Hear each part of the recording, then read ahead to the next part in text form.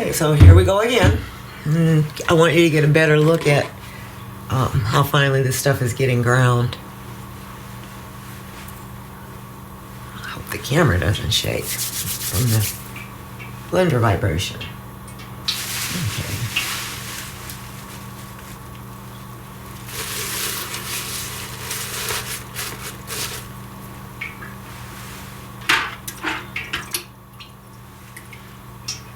So by now, all the ice that I added to my 3 liters of water has melted.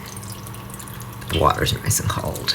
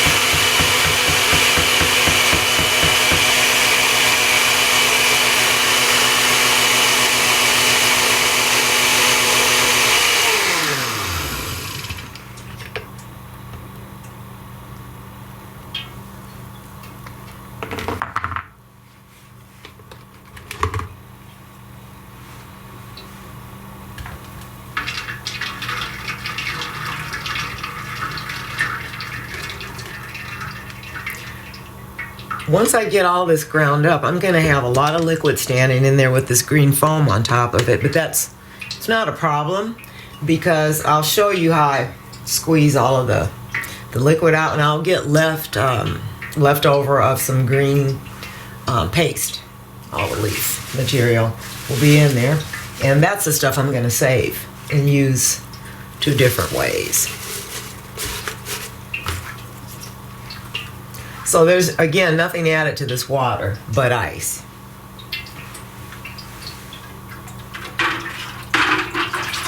And I am in South Minneapolis, and our water is neutral, so pH 7.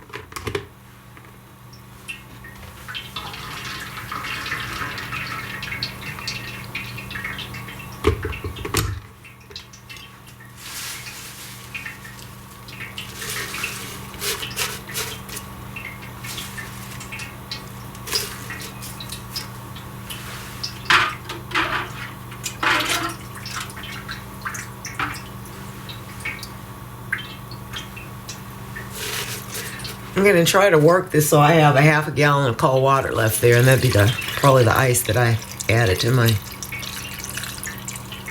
3 liters. But we shall see.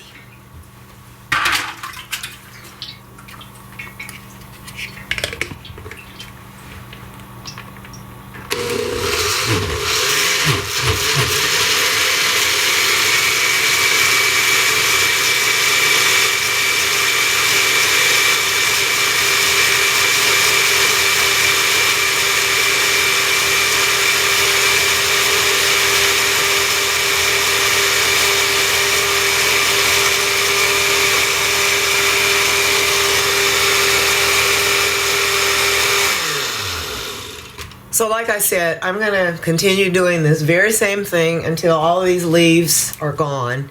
And I'll come back and show you how much force I have to use to get all that liquid out of there. So, get back to you.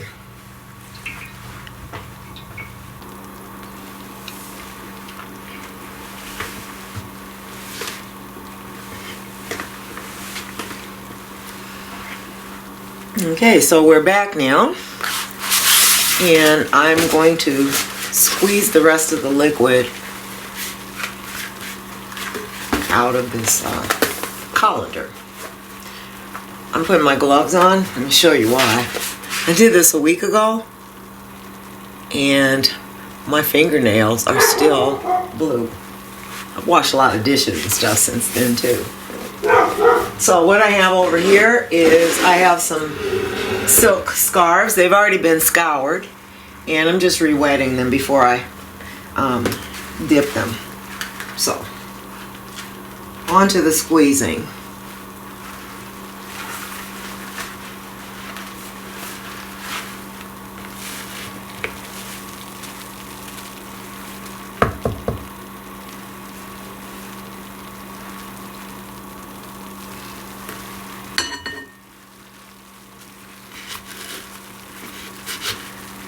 So this polyester is really great to drain your, strain your dye stuff through. I have used this in hot dye baths, all the way boiling, and I've used it in cold ones, and I've used it repeatedly. I've used it for both synthetics and plant dyes, and I just keep using it.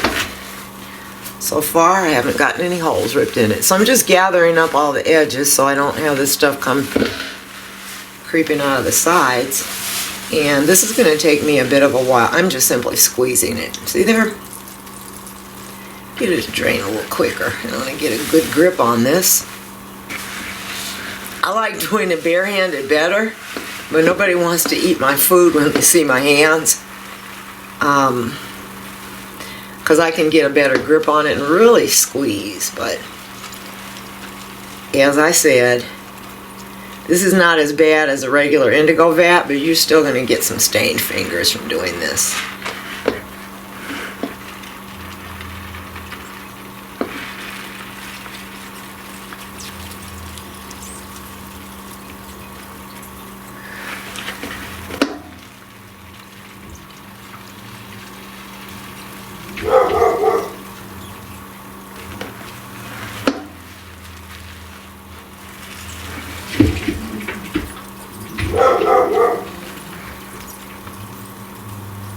You can probably hear my dog up there.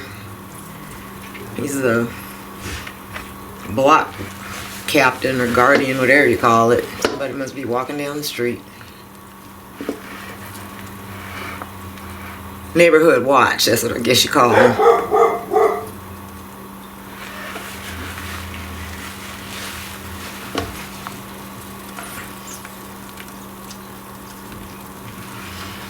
So, despite the green look, we're going to see some blue here shortly. And I want you to see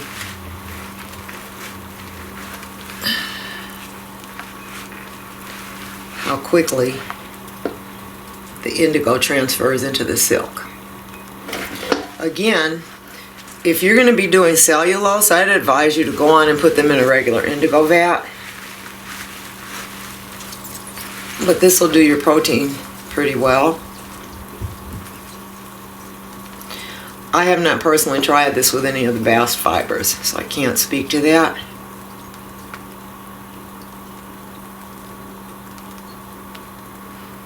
I have gotten colored successfully into silk velvet. And again, the pile on silk velvet is rayon. The netting that holds the pile on the back is silk. And I've gotten a really beautiful icy blue color, tending more toward the gray, but it's really pretty. Very cold blue. But I've gotten it on there. And there's more than blue in here. One of the things that I don't do is I do not pre-mordant something that I want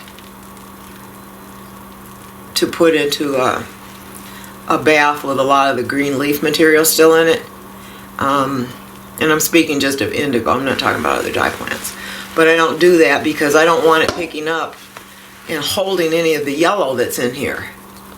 If I was doing a regular indigo vat, I could pre-mordant. If I was going to do an over dye with a different dye, I could go ahead and pre-mordant it in the regular indigo vat, because that thing has, the yellow's gone out of there.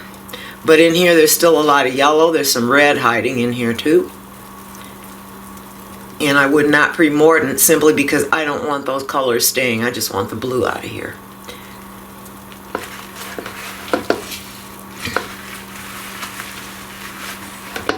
My arms are tired. But I've gotten a lot of liquid out of here.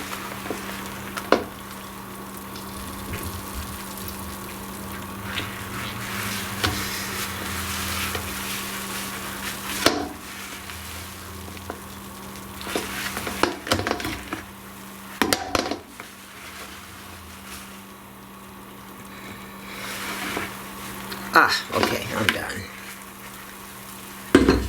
Okay. I wasn't paying attention and I squished some of this out of the side, and I don't want that in there.